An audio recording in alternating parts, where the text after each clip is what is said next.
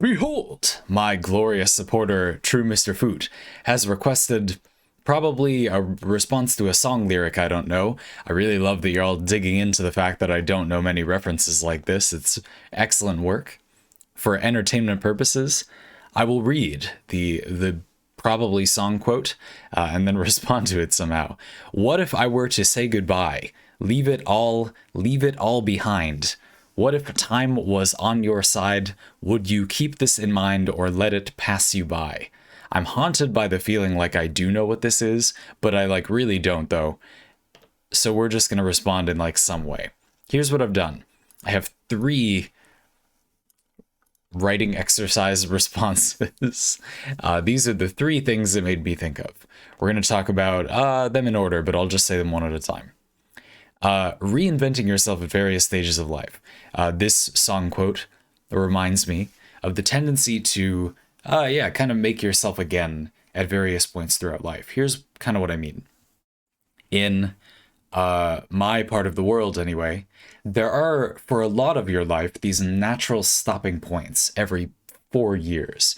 Basically just the stages of school. Where I live, you're in, middle school, from I don't know, 6th to 8th grade, for 3, okay, but 5th grade felt meaningfully different. And then you're in high school for 4 years and in college for 4 years. Not everybody is, but a lot of people are. And that creates this pattern, at least it did for me, and I know a lot of other people my age who lived in this part of the world, where up until they graduated college, and possibly even after that, if they went to a graduate school program or a few that took a while, they kind of felt like there were these natural breaks in life. They kind of leveled up every time they moved on. Now, some people changed more or less between those phases, but this gave everybody this sort of tendency, there was an opportunity to naturally reinvent yourself. You would be meeting a new cast of characters in your daily life, and you would then kind of move on from there. And I've got to say that because I didn't meet a new cast of characters after I graduated college, I feel like that did make it harder for me to grow during that part of my life, because I didn't have this natural prompt to change. I was sort of encouraged to just continue being the person I was, which I don't think was good in particular. Right. So I just think this is an interesting idea. For me, I have an interesting relationship with this for personal reasons I don't really want to get into. I haven't had a very good experience toward the end of most of the places that I was. Toward the end of high school was not a fun time for me. Toward the end of college was not a fun time for me. There may have been some relatively less kind things that happened, and I didn't really want to be the same person because that person had been kind of marred by my experience. I felt like I had been told that it was bad, even though maybe not so much. People were just being mean. Anyway, this is not really the point. The point is just that I've had a big relationship with this, and I've also changed a lot between those stages of life. At least personally, I felt like I have.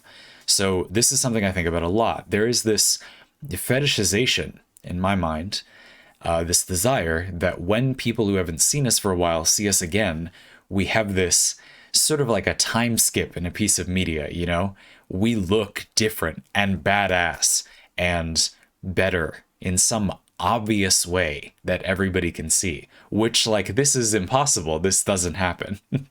But again, I've had this thing in my life happen where even though I can consciously tell you, that's not a thing, I've been pushed to feel that way. For me, for example, I have gone through one of the very few transitions that someone could go through that does make you look obviously outwardly better, which is that I took that medication last year. It's isotretinoin, and it permanently changed my skin, and now I basically just don't have acne. I had visible, painful, frustrating acne that anybody that I would have bothered keeping as someone close to me in my life would have experienced my frustration about. And even though people don't look at stuff like that as harshly as we do, they will have noticed it was very bad at times. It did affect my life, and that is very visibly gone when you look at me now. It would not take very long for people. I'm thinking of a few people actually in my life when I'm talking about this. They would immediately notice, like, whoa, you did something. And I have them in right now, Invisalign. I'm not sponsored, don't like it, just need it.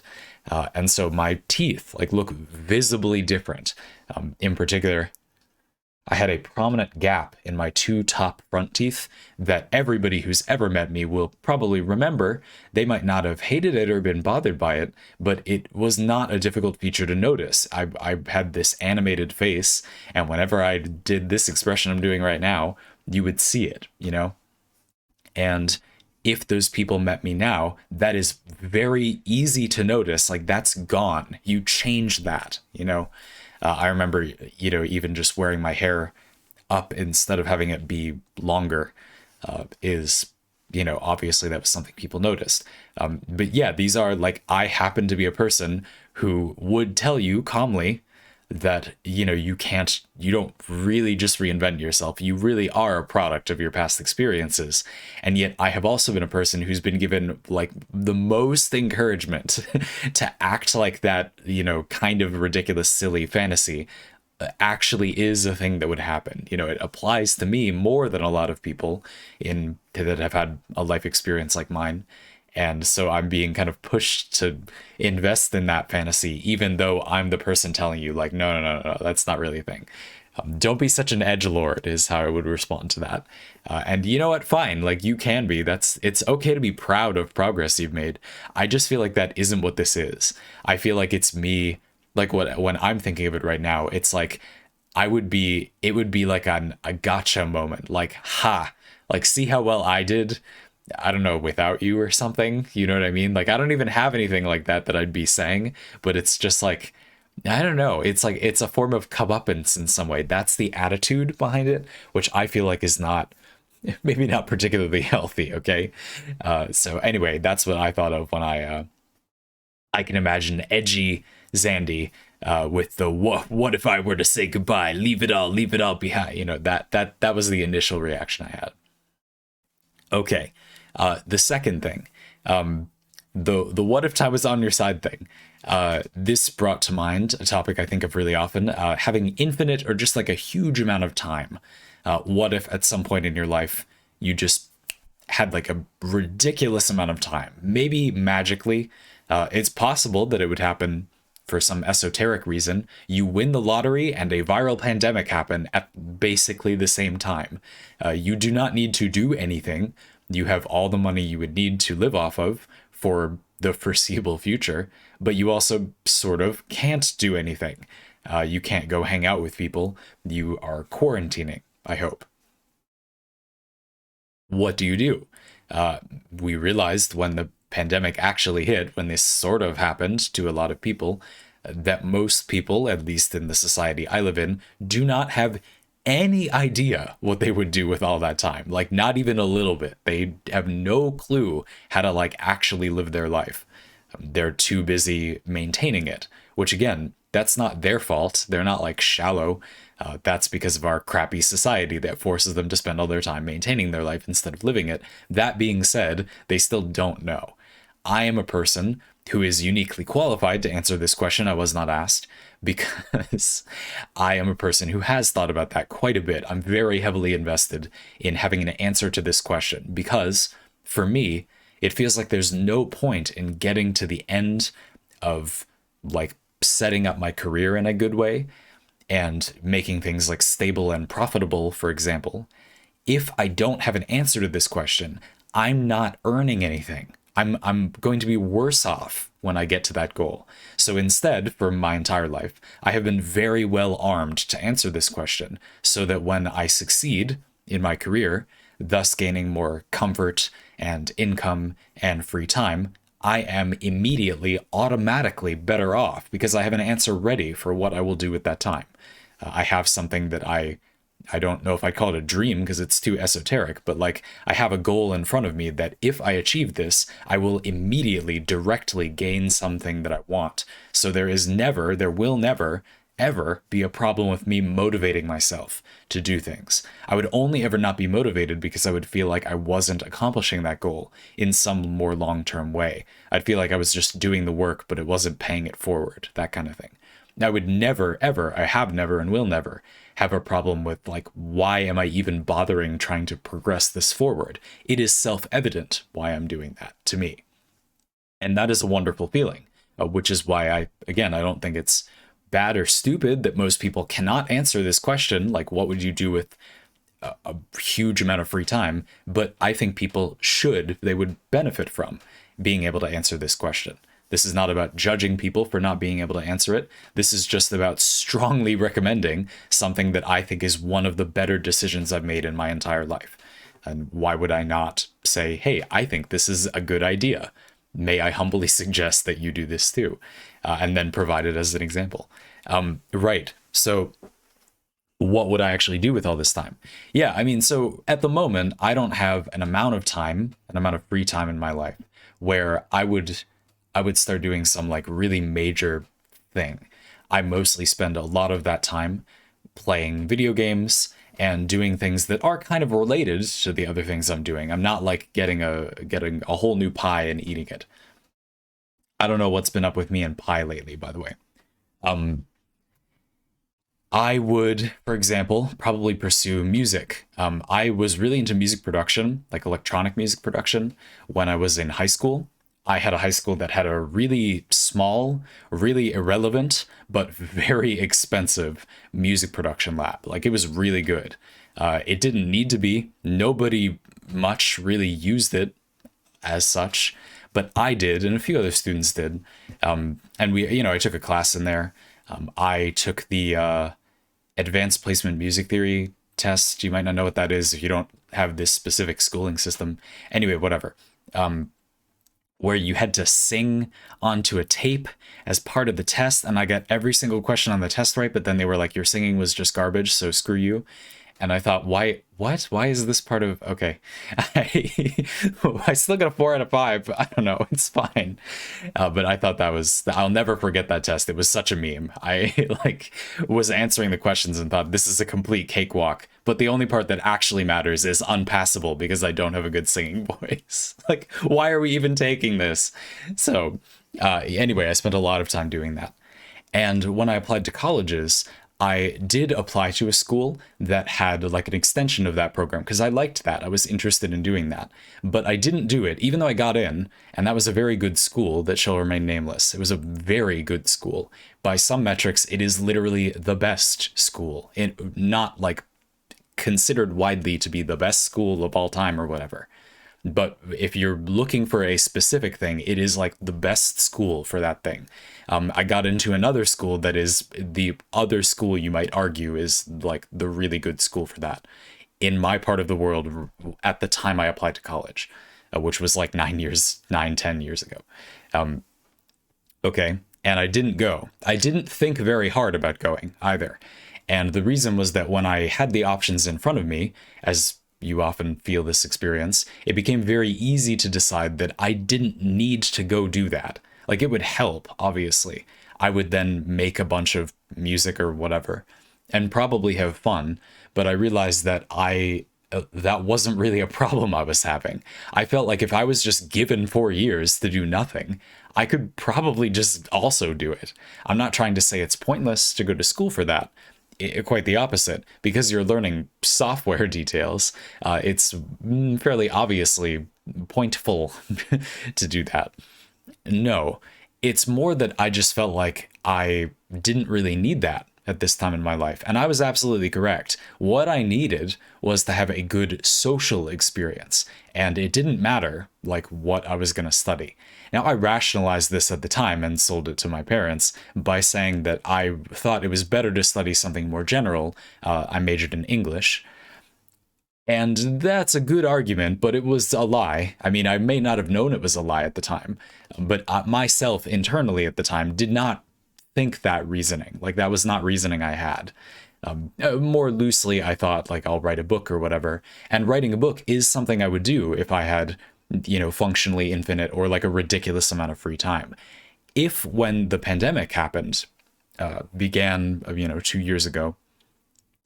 If at that time I had not been in the middle of trying to get a business on its feet, that was like 3 years ago, wow, I would have strongly considered like writing a book or something like a book.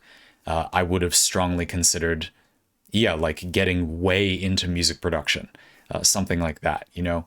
And if I were to win the lottery and another pandemic started now, those are probably the first things I would do. Those are the things that I most immediately, I feel like if I was in the middle of those things, if I didn't need a bunch of time to start them up, those are the things that I want to do in my life that I would probably most enjoy being in the process of doing now. But the mental real estate to start them is not something I really have right now, or it doesn't feel enjoyable to me. It would feel like a chore. It'd feel like something I was just kind of doing to do it, rather than something I'm excited for on the horizon. And I have ideas for, but I'm just like not particularly interested in just pushing it to happen now. That's how I feel.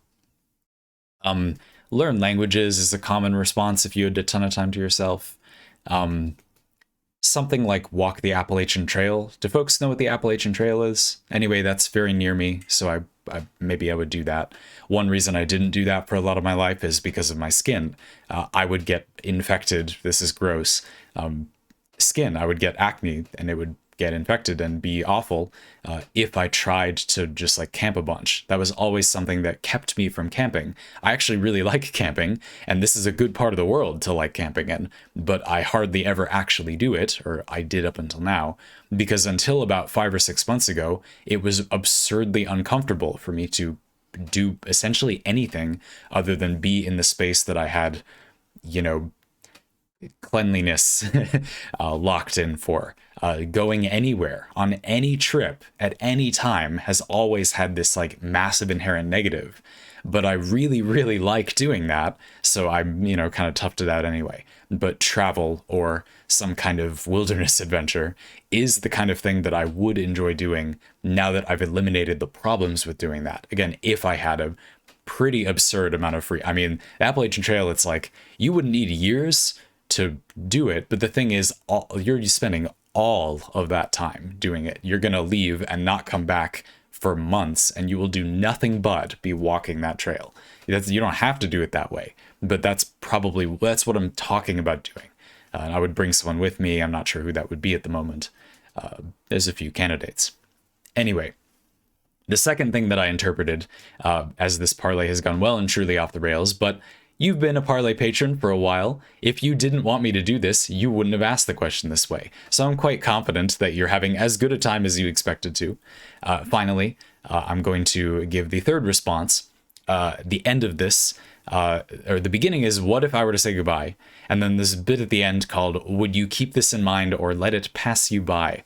And what that made me think of was goodbyes, the thing about goodbyes. I also answered another parlay recently about saying goodbye to your loved ones if you knew you were going to die. And I have a phrase for you, and then I'm going to explain it or talk about it, why I think it. Goodbyes are pointless unless you are lying. This is what I think. When people say goodbye to someone, and it's this meaningful, touching thing, it's meaningful and touching because they do not wish to say goodbye. And I think for most people, they're either lying to themselves if they think like, oh, I'll never see them again. They deeply wish to see them again, but it's easier to reconcile if they act like, I'm just giving up.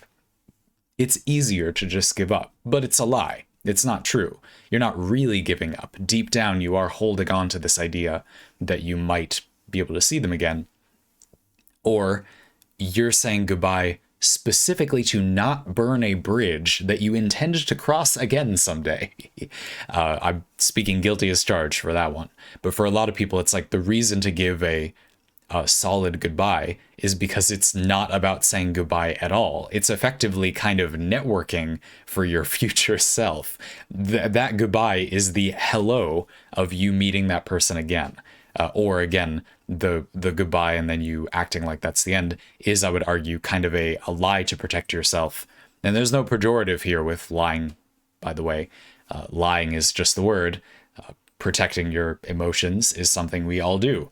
But I would argue that it comes from a place of emotion because you don't want it to be an actual goodbye. Now, obviously, when I say lie, that's a little complicated because you might say a heartfelt goodbye to a loved one who then literally dies, and then you're not going to go on to like say hi to them again, as far as you know.